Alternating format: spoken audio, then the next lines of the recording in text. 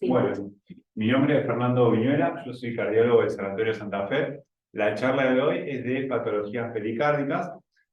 Básicamente vamos a abordar lo que es pericarditis aguda, derrame pericárdico, taponamiento pericárdico y pericarditis constrictiva, que son las más importantes. Bueno, saber que el pericardio tiene dos capas, una capa visceral y una capa parietal. La capa visceral es la capa que está contigua al epicardio y la capa parietal es una capa más gruesa, fibrosa, que rodea al corazón y a los grandes vasos. Tiene un saco o un espacio pericárdico que en condiciones normales tiene de 10 a 50 mililitros de líquido pericárdico. La función del pericardio básicamente es mantener las cuatro cámaras cardíacas dentro de un espacio y un volumen limitado dentro del tórax. Dentro de las patologías que pueden afectar al pericardio, globalmente tenemos patologías idiopáticas, infecciosas, inflamatorias, post-IAM, asociadas a enfermedades sistémicas, neoplasias o misceláneas. Dentro de las idiopáticas tenemos la pericarditis idiopática aguda, el derrame idiopático crónico. Dentro de las infecciosas tenemos virales, bacterianas o micóticas. Dentro de las inflamatorias, por lo general asociadas a una conectivopatía, como artritis reumatoide y lupus. Las POIAM, que pueden ser, por ejemplo, una rotura de pared libre o un infarto agudo, y las asociadas a enfermedades sistémicas como la urémica, por hipotiroidismo, cirrosis amiloidosis, neoplasia, que puede ser por afección directa o por un derrame por obstrucción linfática, y las misceláneas, que son un grupo global de patologías. Por ejemplo, el embarazo puede ser causa de afección del pericardio. Bueno, en cuanto a la clasificación de pericarditis, tenemos pericarditis que puede ser una pericarditis aguda, recurrente, incesante o crónica.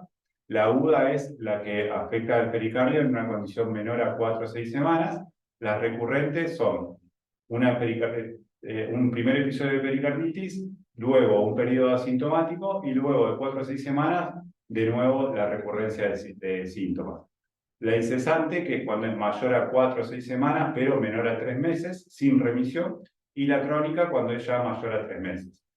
Y después comentar que hay dos definiciones, que son la miopericarditis aguda y la perimiocarditis aguda. Las dos son parecidas, puede por ahí confundir. ¿Por qué? Porque las dos son cuadros de pericarditis que cursan con elevación de marcadores de necrosis miocárdica, pero sin comprometer la función del ventrículo izquierdo. Este compromiso puede ser global o total, y se debe diagnosticar por ecocardiograma Doppler o por resonancia. En la perimiocarditis sí hay compromiso de la función del VI, a diferencia de la miopericarditis. Bueno, el diagnóstico de pericarditis aguda, ¿cómo lo hacemos? Con la presencia de al menos dos de las siguientes características: dolor torácico, frote, cambios en el electro y derrame pericárdico. El dolor puede ser un dolor típico, puede confundirse a veces con un cuadro de angina inestable. Es un dolor que puede ser retroesternal o en el hemitórax izquierdo y puede ser cortante o punzante, y puede simular, como decíamos, un dolor angina. La característica que tiene es que calma con la posición de sentado o inclinado hacia adelante.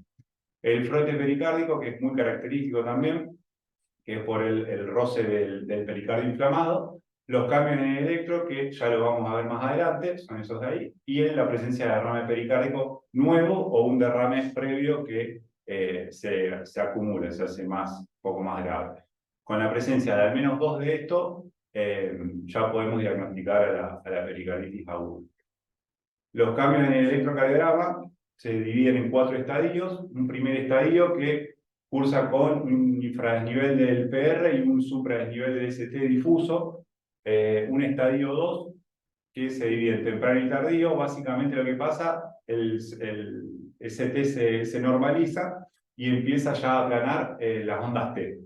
Un tercer estadio con ondas T negativas ya en forma difusa, y un cuarto estadio que vuelve el patrón electrocardiográfico, digamos, vuelve a ser el normal. Los biomarcadores, en cuanto a los exámenes complementarios, se habla de que no hay ningún biomarcador específico para pedir exclusivamente la pericarditis, pero sí puede ayudar la PCR, la eritro y las troponinas. En cuanto a la PCR, es lo más sensible y específico, es lo que más rápidamente se eleva la pericarditis y lo que más rápido desciende, y por eso es muy importante también para el seguimiento de estos pacientes, ir siguiéndolo con PCR. La eritro es más barata, pero a la vez menos sensible que la PCR y las troponinas, que pueden estar presentes, pueden estar elevadas en un 30%. Dentro de las troponinas tenemos la T y la I, como las más importantes para pedir. El eco transtorácico es esencial para el diagnóstico, ya que permite ver la presencia o no de derrame, y en base a eso cuantificarlo también, y la presencia de complicaciones. Puede ser normal también en el 40% de los casos, así que tampoco hay que guiarse mucho por el eco. O sea, un eco normal no te descarta la presencia de pericarditis.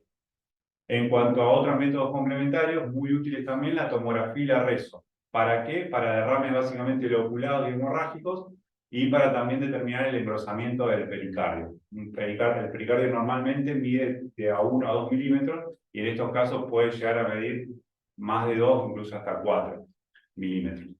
La tomografía es muy útil porque visualiza la presencia de calcificaciones y también da la caracterización inicial del líquido. O sea, puede llegar a determinar qué tipo de líquido es, que el eco no. El eco te muestra, digamos, que es líquido, pero es muy difícil después caracterizarlo. La resonancia es muy importante también porque es lo que más información va a dar sobre el miocardio, y la presencia de realce tardío con gadolinio tiene una sensibilidad del 94% para detectar inflamación a través de la presencia de neovasos. También la resonancia va a haber la presencia de edema, por lo tanto también es útil, a su vez, como hablamos de la PCR como para el seguimiento, también la resonancia a través de la presencia de edema podés llegar a interferir, o sea, a determinar cuánto va a durar ese episodio de pericarditis, o sea, según la cantidad de edema que haya. Los criterios de internación, bueno, básicamente son varios.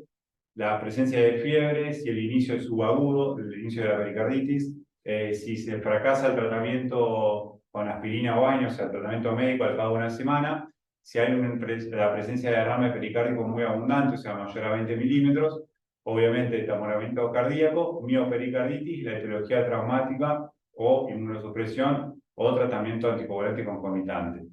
Básicamente, acá el tratamiento de primera elección tenemos los AINES y la colchicina. Los AINES, ¿cuál vamos a elegir de estos tres? Va a depender mucho del médico y del paciente que tenemos adelante. Por ejemplo, en un paciente que ya tiene antecedentes de enfermedad coronaria y viene con aspirina, lo ideal es darle aspirina, no darle, por ejemplo, ibuprofeno y indometacina. ¿Por qué? Porque la indometacina además tiene un efecto de disminución del flujo coronario, entonces no estaría indicado en pacientes con enfermedad coronaria. Obviamente sí la aspirina, o sea que elegiríamos en ese caso aspirina.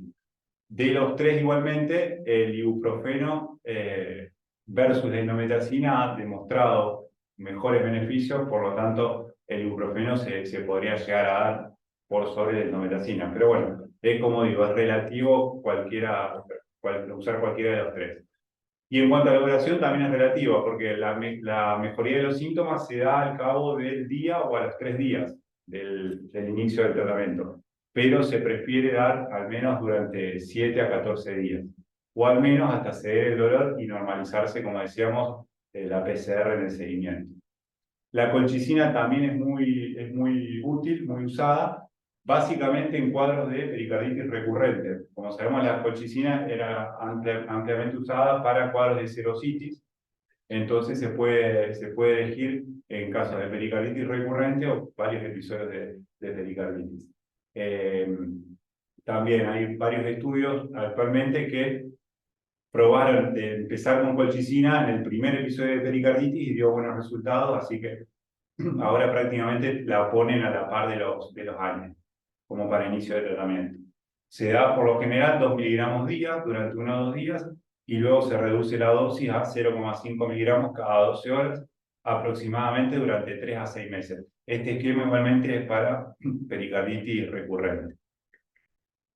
En cuanto al tratamiento, bueno, siguiendo en la línea del tratamiento médico, los corticoides son de evidencia débil. Por lo general se prefiere para casos de pericarditis recurrente, enfermedades del tejido conectivo. autoinmunes o pericarditis urémica, y después hay otros dos no tan conocidos, que es el de anakinra, que es un bloqueador de receptor de interleuquina 1, y el tratamiento para tratamiento antimicrobiano para pericarditis purulenta y tuberculosa. Esto ya es muy complejo. El reposo básicamente se da hasta que la persona esté asintomática, por lo general durante 4 a 6 semanas, y el reinicio de la actividad física debe ser luego de 3 meses. En el caso de que haya compromiso miocárdico, o sea, la presencia de una miocarditis, ya el reinicio de la actividad física hay que esperar al menos hasta 6 meses. El pronóstico va a depender de la etiología de la pericarditis. Como vimos más atrás, hay un montón de causas de pericarditis, pero bueno, las purulentas y las neoplásicas, saber que la mortalidad es un poco más elevada que las otras, que suele ser de un 20 a un 30%. Cuando hay afectación miocárdica, por suerte, el 90% recupera al año. En cuanto a las complicaciones, teníamos la pericarditis recurrente y el derrame pericárdico, siempre hablando de las complicaciones de pericarditis aguda. El 30% de las pericarditis agudas terminan en recurrente. Por lo general se cree que es un fenómeno autoinmune que se relaciona al tratamiento incompleto de la enfermedad de base. O sea, lo más probable es que si tenemos una pericarditis recurrente sea por una enfermedad autoinmune asociada, que responda mal a ese tratamiento y se genere el cuadro de afectación pericárdica. Puede ser también el tratamiento de la pericarditis recurrente, puede ser con colchicina o corticosteroides, como hablamos más atrás, y en el caso de que no responda al tratamiento médico, lo que se debe hacer es pericardectomía. El derrame pericárdico puede ser una complicación de la pericarditis aguda en el 50-65% de los casos, y el pronóstico del tratamiento va a variar obviamente según la causa. En cuanto al derrame pericárdico, bueno, se define cuando la cantidad de líquido supera la cantidad de líquido normal. Tenemos, en cuanto a la clasificación, podemos clasificarlo en exudados, trasudados, hemorrágicos, quilopericardio o piopericardio. Por lo general los exudados van a asociarse a algún proceso inflamatorio y los trasudados por insuficiencia cardíaca congestiva, síndrome nefrótico, cirrosis o hipertensión pulmonar. También los podemos clasificar según en el tiempo, en agudos si son menores de 1 semana, subagudos si están entre 1 semana y 3 meses, o crónicos mayores a 3 meses, según la afectación del derrame en circunferenciales o en loculados, y el leve, moderado, grave según la cuantificación. Estas son las de etiología, también muy parecido a lo que hablábamos antes, de infecciosos o no infecciosos, y en base a los infecciosos, virales, bacterianos u hongos, y no infecciosos, bueno, por lo que hablábamos antes, de enfermedades del sistema conectivo, tumores, radiaciones, fármacos. La presentación clínica va a variar según la etiología y la velocidad de instauración del derrame. Puede ser desde pacientes totalmente asintomáticos hasta cursar con disnea, dolor precordial, síntomas inespecíficos de compresión, por ejemplo, si hay afectación del nervio frénico, puede haber ronquera, puede haber tos, puede haber también malestar general, hiporexia, bueno, síntomas muy inespecíficos. Los grandes derrames idiopáticos y crónicos pueden cursar asintomáticos, pero hay que tener en cuenta que el 29%, bastante elevada la probabilidad, puede progresar a taponamiento cardíaco. Si bien el paciente está totalmente asintomático, bueno, tener en cuenta eso. ¿Cuáles son las causas que pueden pueden llevar un derrame tan severo a un taponamiento? Se cree que por hipovolemia o alguna condición, por ejemplo, en ataque arritmia, puede ese derrame transformarse en taponamiento. Y bueno, la clínica va a ser de infiltración yugular, ruido cardíaco hipofonético y frote pericárdico.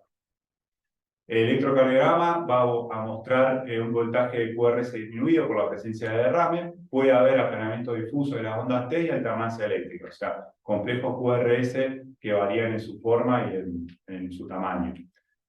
Básicamente en cuadros de derrame severo y taponamiento.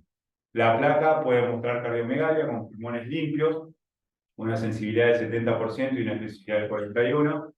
Esto, la presencia por lo general de cardiomegalia va a ser cuando el derrame supera aproximadamente entre 200 a 250 mililitros, o sea que podemos tener una radiografía con un corazón normal, pero a la vez puede haber derrame, o sea, no lo descarto tampoco. El eco obviamente es la elección y se va a ver un espacio libre de eco entre el epicardio y el pericardio parietal. Por lo general, el eco ya empieza a detectar líquido de entre 15 a 35, cuando hay entre 15 a 35 mililitros en el saco pericárdico durante todo el ciclo cardíaco, tanto en sístole como en diástole. La cuantificación puede ser por modo M, como está más abajo, o por modo B. Por modo M lo podemos clasificar en leve, moderado o grave, según la separación que existe, el espacio libre de eco, digamos. Leve cuando es menos de 0,5 centímetros, moderado entre 1 y 2 y grave mayor a 2. Y esa es la cuantificación aproximada, según los centímetros, en mililitros. Y en modo B, hay que tener en cuenta que siempre el derrame pericárdico al principio se va a alojar en el saco posterior por una cuestión de gravedad y después sí va a afectar lo que es la parte anterior y la parte lateral del ventrículo izquierdo.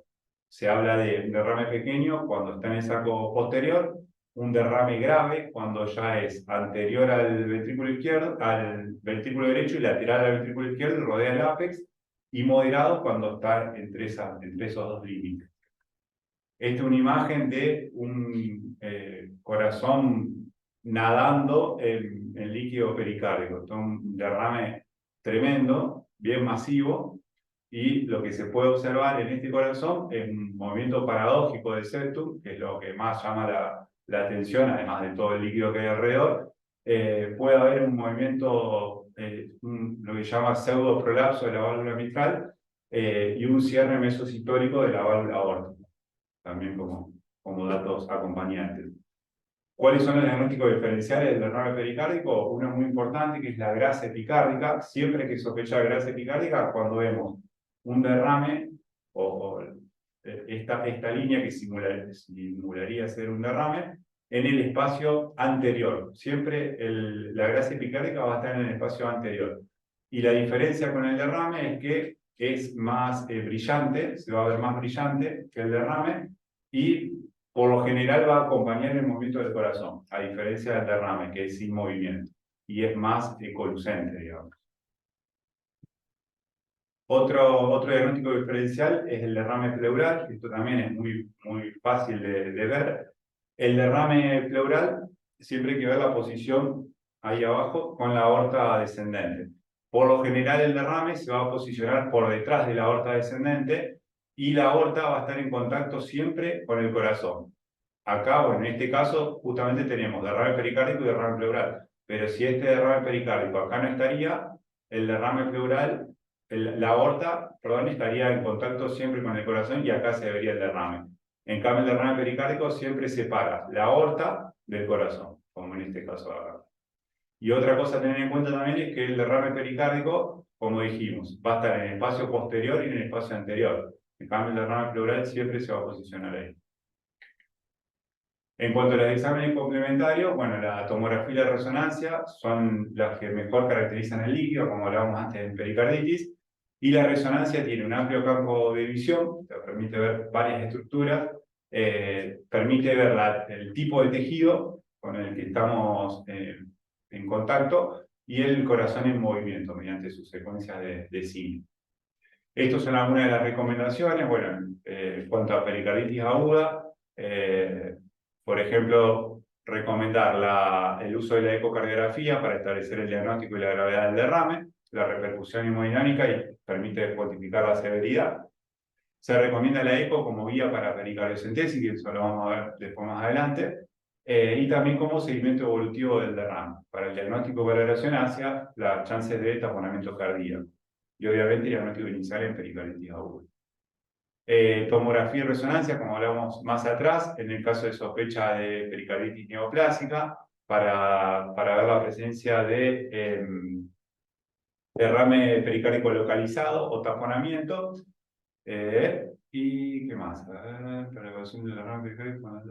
Para detectar también la localización y el engrosamiento de la presencia de calcio, que eso es muy importante.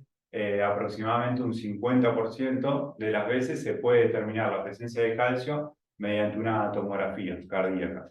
Y la presencia de masas y compromisos asociados. Y para, bueno, derrames pericárdicos crónicos. Bueno, en cuanto al tratamiento, siempre debe ir orientado a la causa subyacente del derrame. Si la etiología es inflamatoria o idiopática, como en la mayoría de las veces, se debe iniciar tratamiento con aspirina o AINES. Esto es en cuanto a pericardiocentesis. Siempre está indicada la pericardiocentesis cuando sospechamos un derrame pericárdico complejo, por ejemplo, un derrame purulento o tuberculoso. En derrames mayores de 20 milímetros, o sea, derrames severos, y derrames crónicos masivos. Está indicado el paciente con derrame neoplásico, también como hablábamos antes, el derrame neoplásico y el tuberculoso son básicamente las indicaciones para el posterior tratamiento. Pericardiectomía ventana se debe hacer cuando fracasa la pericardiocentesis o haya alguna contraindicación importante. En caso de derrames loculados, para extraer biopsia de tejido para muestras y tratamiento de recurrencia o fracaso del tratamiento médico, como hablamos antes con aspirina o AINES, o en caso de pericarditis constrictiva crónica. Taponamiento cardíaco. Bueno, el taponamiento es una situación en la que se produce aumento del líquido con aumento de la presión en la cavidad por encima de la presión venosa central.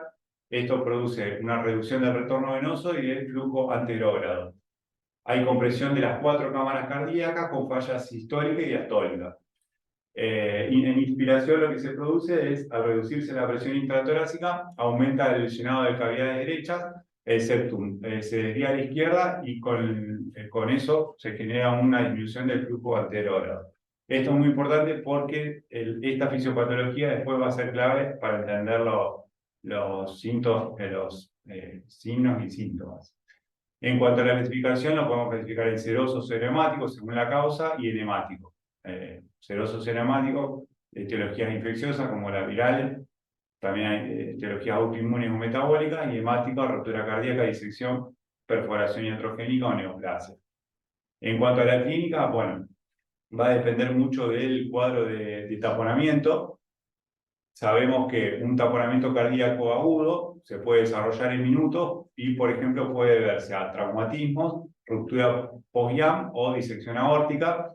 Estos cuadros van a ser de extrema gravedad, de extrema urgencia. El paciente puede estar totalmente chocado y hay que actuar en forma rápida.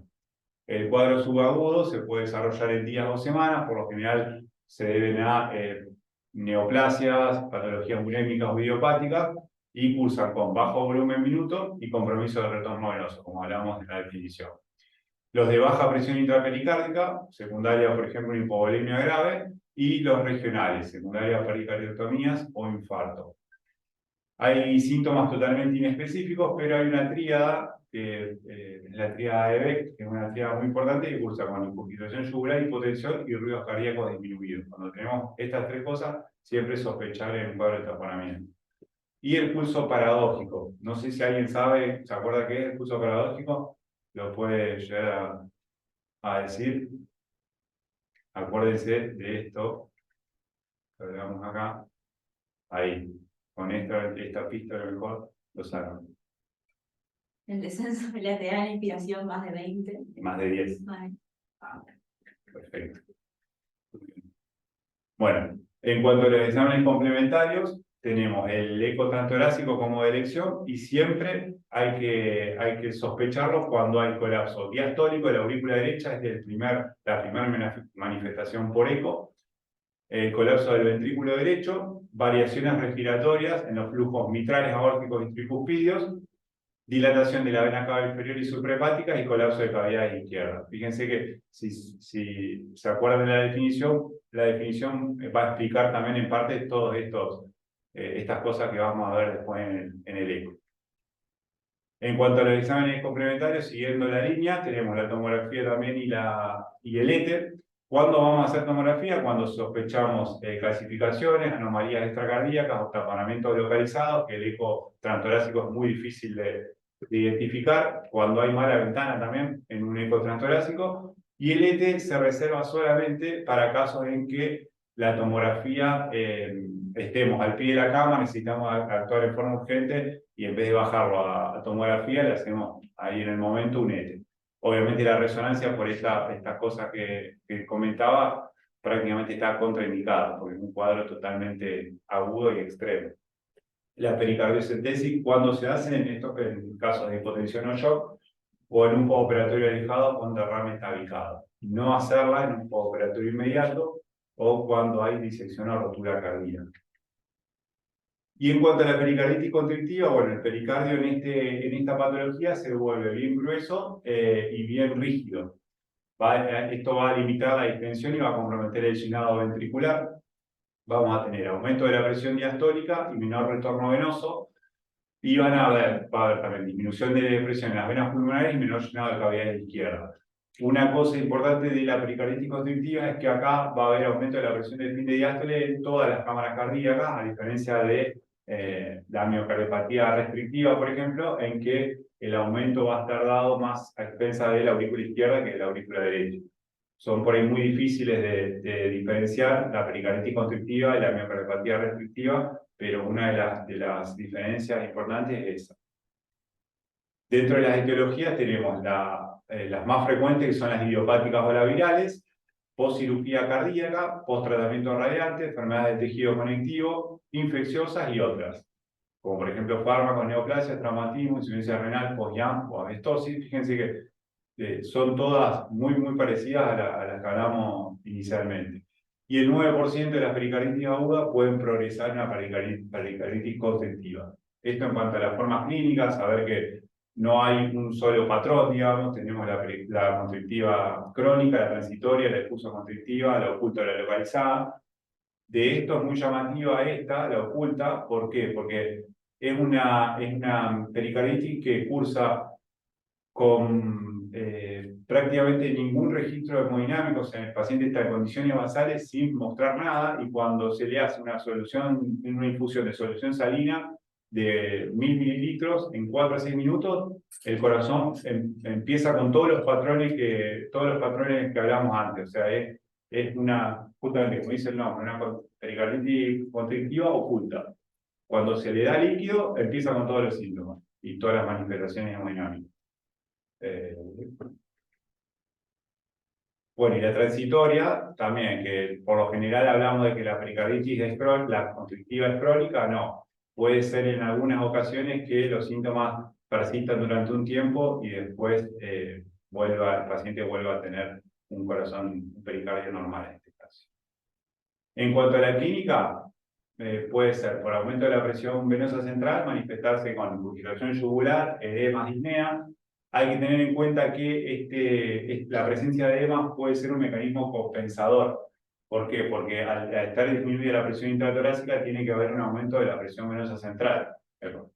Y muchas veces encontramos un paciente con edemas, estamos ante la presencia de una pericarditis constrictiva y al darle diurético, en vez de favorecerlo, le empeoramos el cuadro. Entonces es muy importante tener en cuenta esta presencia de bueno, por disminución del bajo gasto, disminución de volumen minuto, astenia, fatiga y cansancio. Fíjense que los síntomas, siempre volvemos a la fisiopatología inicial. Signo de Kuhn-Maul, este signo es...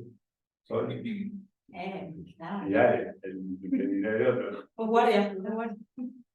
Bueno, el signo de Kuhn-Maul es, sí, en infiltración yugular e inspiración. Pulso paradójico, como hablamos antes.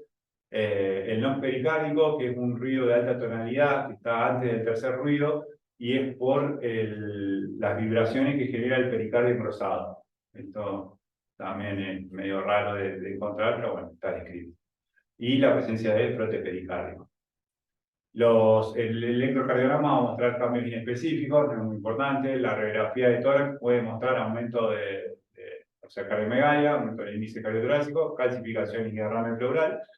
Y en el eco transtorácico puede haber un movimiento posterior del septum con una muesca protodiastólica, característica. Bueno, además va a aportar información sobre las características del pericardio, dilatación de la vena cava inferior, vena suprahepática, y dilatación auricular.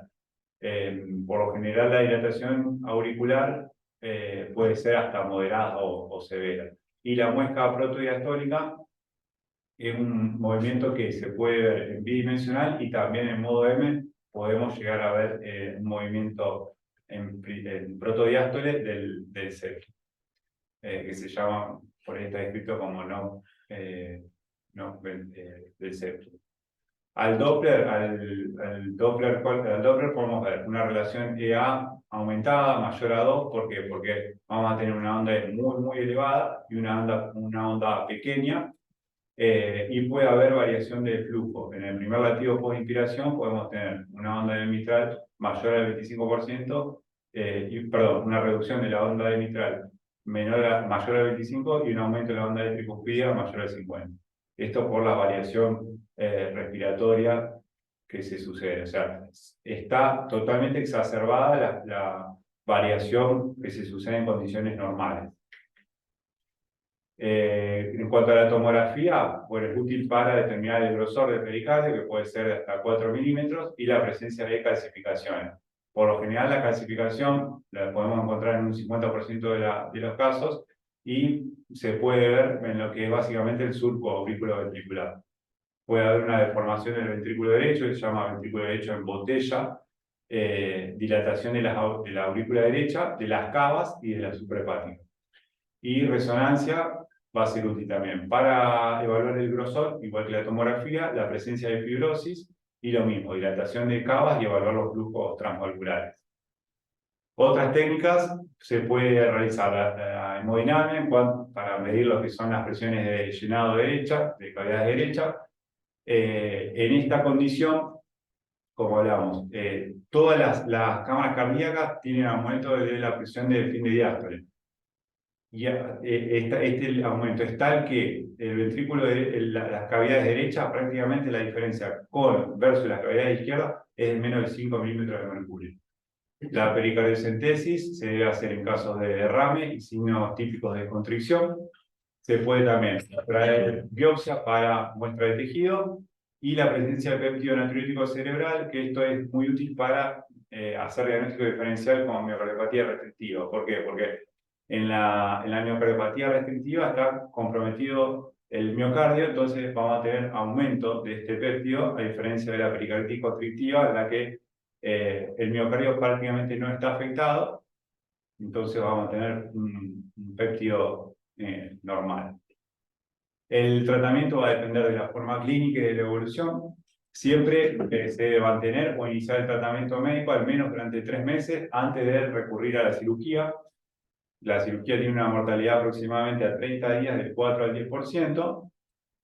Y esto es, bueno, y va a depender la cirugía del paciente que tenemos adelante, de la comorbilidad que tenga también, y como dijimos, del fracaso del tratamiento médico. Una vez que fracase el tratamiento médico, vamos a recurrir como última opción a la cirugía. Esto es un cuadro medio resumido de las patologías que hablamos: pericarditis aguda, constrictiva, taponamiento y pericarditis recurrente. La aguda, como dijimos, tratamiento médico, acuérdense, aspirina, ibuprofeno, faltaría ahí la indometacina, más colchicina ya ahora de entrada, para evitar lo que es la pericarditis recurrente.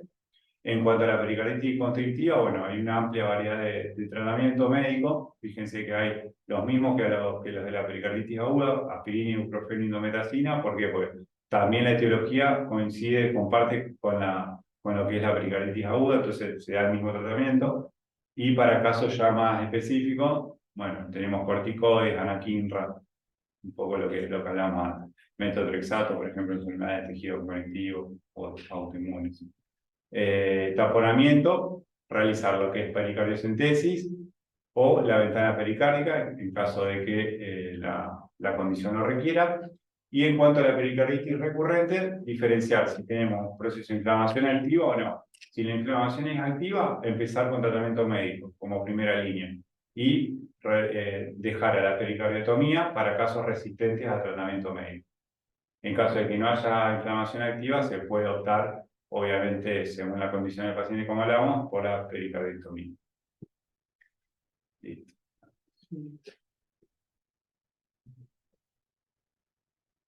Sí, Por ahí medio, como parece medio todo lo mismo, pero sí, porque comparten mucho la no etiología, compara pero mucho la lo etiología. importante siempre es hacer el diagnóstico del primer evento, porque Claro. si no, la recurrencia Exacto. se puede convertir en Exacto. o sea, y siempre sospechamos, porque muchas veces nos vamos a los síndromes coronarios, Sí. a lo más frecuente, Y y nunca miramos el pericardio. Sí. ¿sí? Entonces, ojo, y muchas veces pacientes jóvenes, vienen por dolor precordial y un ST que no te dice nada. Bueno, es importante siempre hacer el diagnóstico óptimo y en un buen momento para evitar también las complicaciones a largo plazo, que ahí sí son muy Tratar de no llegar a complejas. taponamiento, claro. Muy complejas. Sí, Exacto. y siempre el taponamiento, como vos dijiste, que la clínica, la verdad que si no lo pensamos, es también difícil de diagnosticar. Obviamente que uno teniendo el eco y la herramienta hoy en día Sí. es muy A fácil, mano. lo tenemos todo ahí en la guardia y miramos. Y es muy grotesco, digamos. Muy fácil No hacerlo. se te puede pasar un derrame por ahí leve o moderado, de moderado, grave, pero cuando Si es taponamiento, estamos todos de acuerdo. a no ser que sea localizado, que no lo ve en el trato elástico, pero Sí. 1%. Pero bueno, siempre es importante Pero- eso, porque muchas veces vos decís, che, yo no hago ecocardio. Bueno, pero las cosas de urgencia, Tal cual. un eco en la guardia, te da una herramienta para una conducta. O sea, ese paciente, si vos no le haces la pericardiocentesis, se Claro. muere. Entonces siempre es importante la toma de conducta y tener las imágenes claras, si bien uno no hace imágenes o algo, Exacto. alguno no lo haga, tener claras estas cosas para hacer un diagnóstico oportuno. Exacto. ¿Alguna duda, algo? Muy claro.